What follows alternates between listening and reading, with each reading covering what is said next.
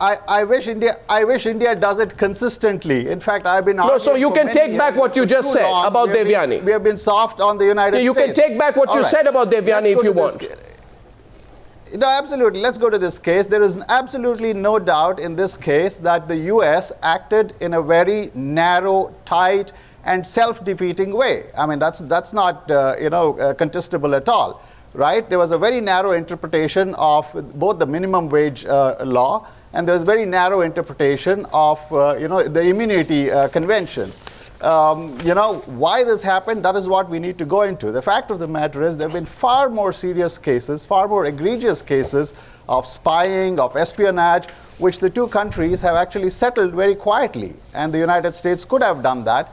It seems to me that this was a very overzealous and very, very tight and narrow interpretation of these laws. Are you upset at the zealousness in the application of the laws or the passionate Indian response, Chidanand? Are you sure about which side you're really more concerned about? Well, Arnab, look, yes. Arnab. Yeah, Yes. I'm I think actually upset about the you may be divided on that. It's not going to that. help anybody. It's not going to lead to any solutions. We can both sides can go down a slippery slope. I don't. And, That's what the Americans would say, Chidanand. The Americans would say, this is a slippery slope you're down on. You want to bargain with us? Come, let's bargain hard.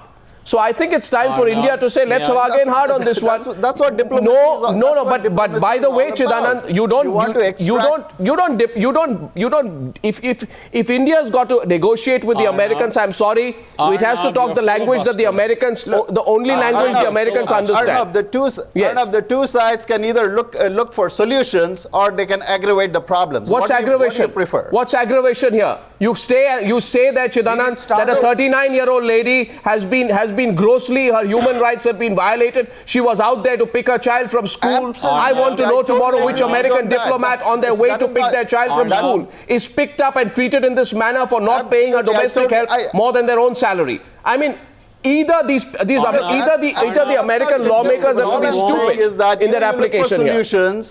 Either you look for solutions, either you look to what you want, Chidanand, where you come from, Chidanand, is that you don't want this kind of, you are uncomfortable with so much focus being put on this issue.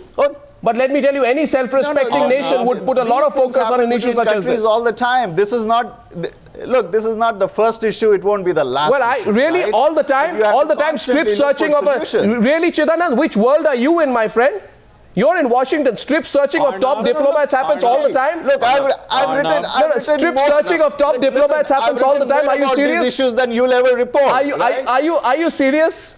Strip searching of top diplomats happens all the time. Look, I think what he's trying to say. One second. This is absolutely. And really? Why haven't we acted before? That's the question I'm asking. That's hilarious. That's absolutely hilarious. Yes, Ravi. It's unhelpful. Listen. It is absolutely correct. India has a mature government and mature leadership, and they are correct. And I'm admitting they are correct in believing that the country has been insulted. Because what happened to Devyani, whatever the legal reasons may be, the foreign relations reasons trump those legal reasons. One. Second, we have 11 million illegal aliens in the United States.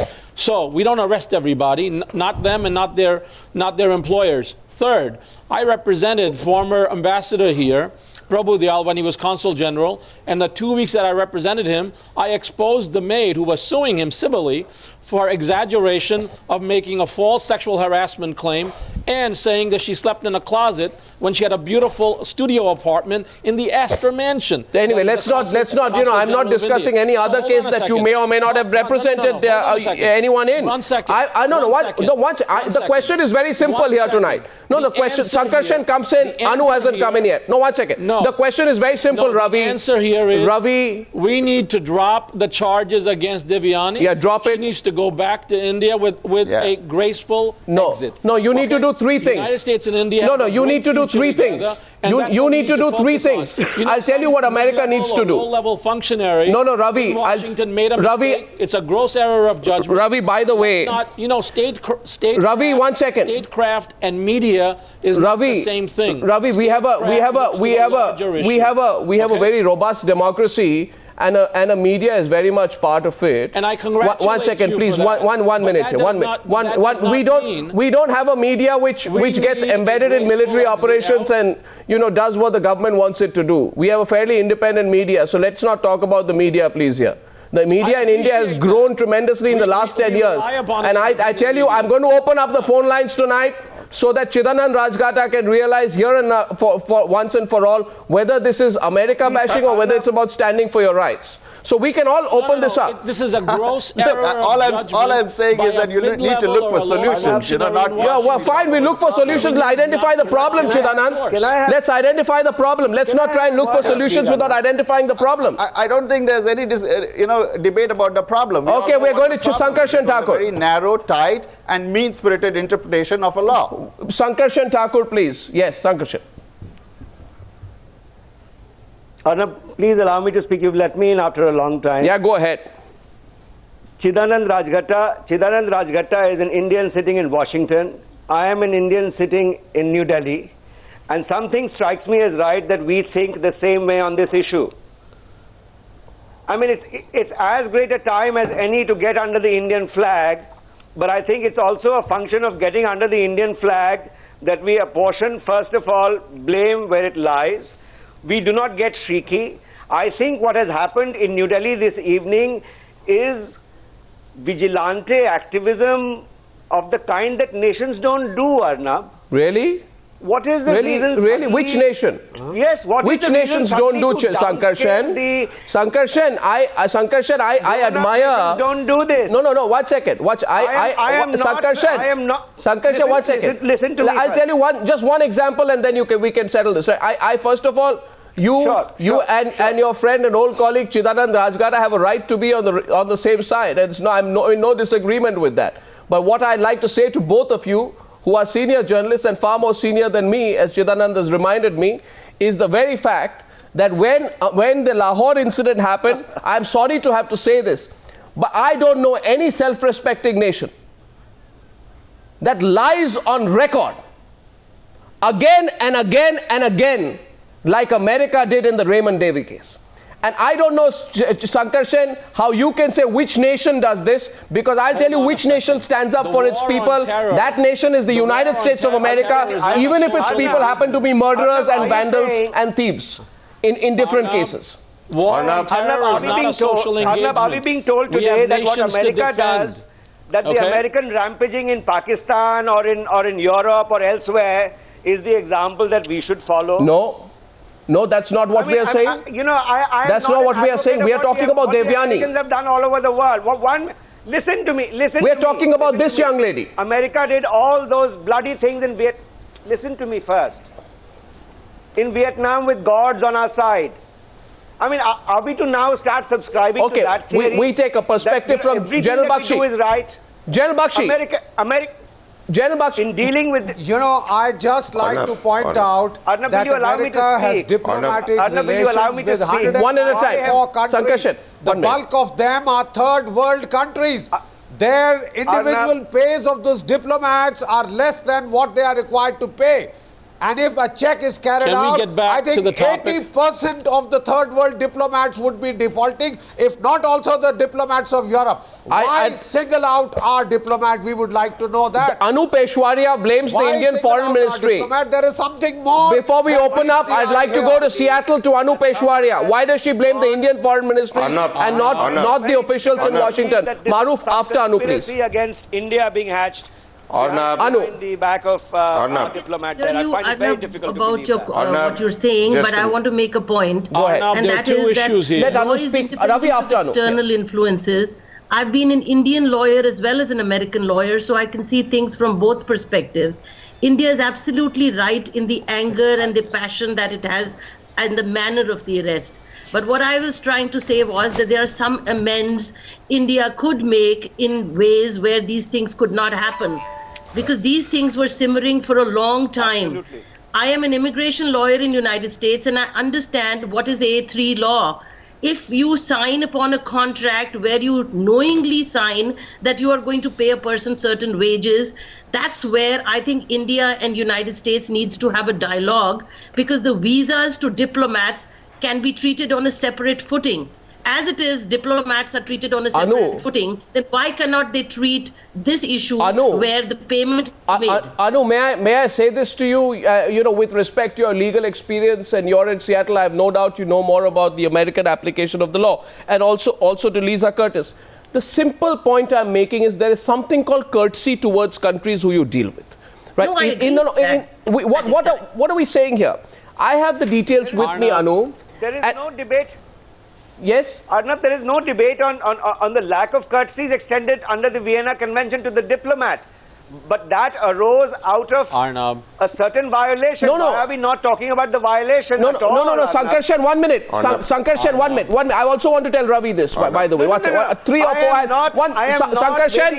Sankarshan, 1 minute. Sankarshan, may I say this? But my flag is down. May I say this? For the violation of a certain law. May I say this, that you are all provoked into coming in at the same time. I'm going to open up the phone lines, and Chidanand, you can see what people feel in your own country about this subject in a bit. But before that, I want to tell Ravi Batra something. Before you do that, Ravi, I feel as strongly. I want to just make 2 points. Ravi, I want to tell you something. 2 points. I want to tell you something, Ravi. Can I make 2 points? Can I say one thing to you before you make your 2 points? The war on terror is not a social engagement, and what we did with Raymond Davis was exactly correct. Second, what has occurred with Devyani is exactly wrong.